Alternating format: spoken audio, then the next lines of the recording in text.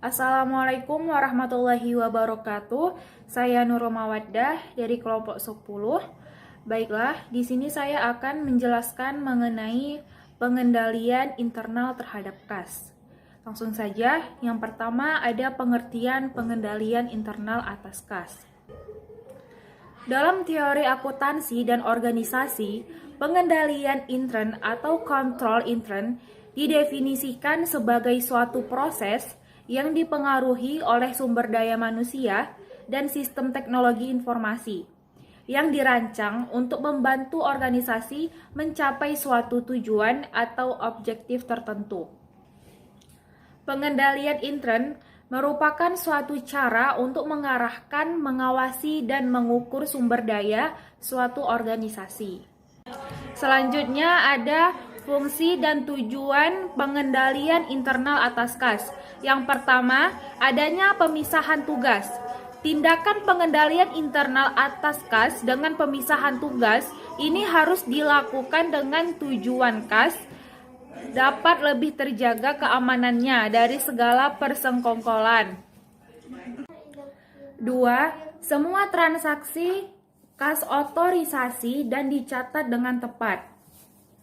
Pengendalian intern kas bertujuan supaya transaksi yang telah terjadi mendapat persetujuan dari pihak yang berwenang. Dapat dicatat dengan tepat sehingga manajemen dapat mengevaluasi semua informasi terhadap transaksi dengan benar.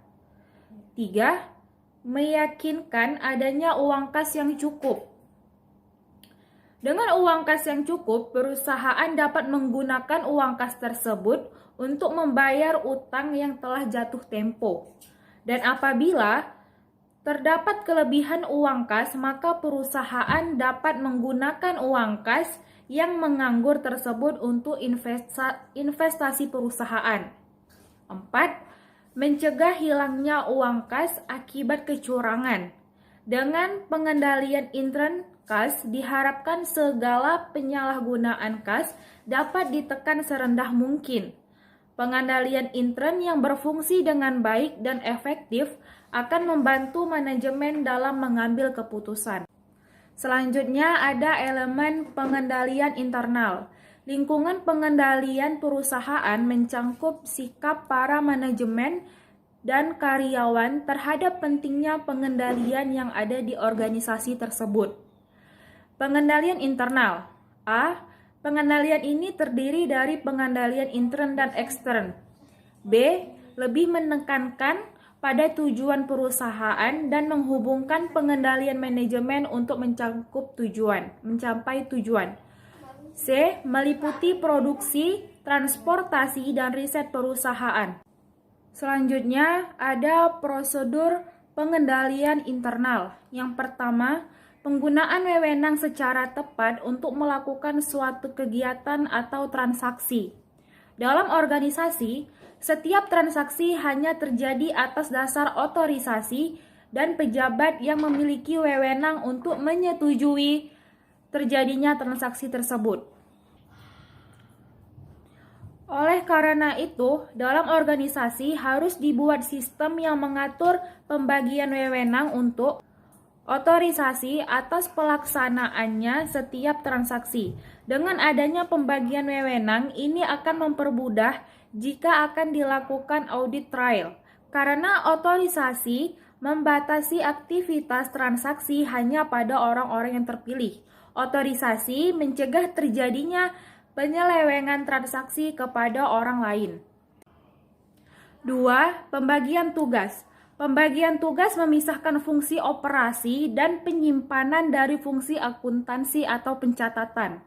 Dan suatu fungsi tidak boleh melaksanakan semua tahap suatu transaksi dengan memisahkan fungsi operasi dan penyimpanan dari fungsi pencatatan. Catatan akuntansi yang disiapkan dapat mencerminkan transaksi yang sesungguhnya terjadi pada fungsi operasi dan fungsi penyimpanan. 3. Pembuatan dan penggunaan dokumen dan catatan yang memadai. Prosedur harus mencakup perancangan dan penggunaan dokumen dan catatan yang memadai untuk membantu meyakinkan adanya pencatatan transaksi yang terjadi secara memadai. Selanjutnya, dokumen dan catatan yang memadai akan menghasilkan informasi yang teliti dan dapat dipercaya mengenai kekayaan, utang, pendapatan, dan biaya suatu organisasi. Atau biasanya dilakukan berdampingan dengan penggunaan wewenang secara tepat. Keamanan yang memadai terhadap aset dan catatan. Sekian video penjelasan dari saya mengenai pengendalian internal terhadap kas. Saya akhiri dengan wabillahi taufiq wal hidayah. Assalamualaikum warahmatullahi wabarakatuh.